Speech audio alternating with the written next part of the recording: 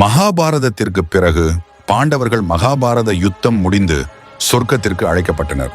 ஆனால் யுதிஷ்டிரர் தனது சகோதரர்களை காணவில்லை என்று அவர் தேடிய போது பீமன், அர்ஜுனன், நகுலன், சகதேவன் மற்றும் தாய் குந்தி நரகத்தில் இருப்பதை கண்டார்.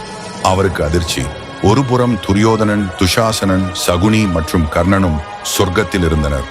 யுதிஷ்டிரர் ஆவேசமாக கேட்டார், என் சகோதரர்கள் தர்மத்தின் பாதையில் நடந்தவர்களே, அவர்கள் ஏன் நரகத்தில்? இதுதானா நீதி? அதற்கு தேவதைகள் பதிலளித்தனர், உன் சகோதரர்கள் வாழ்நாளில் செய்த சிறு பாவங்களுக்காக அவர்கள் தண்டனை அனுபவிக்கிறார்கள். ஆனால் துரியோதனன் தனது வாழ்க்கையை வீர மரணத்துடன் முடித்தான்.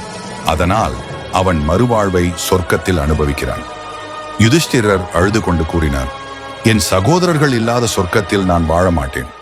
எங்கு அவர்கள் இருக்கிறார்களோ அந்த இடமே எனக்கு சொர்க்கம். அந்த நேரத்தில் இந்திரன் வந்தான்.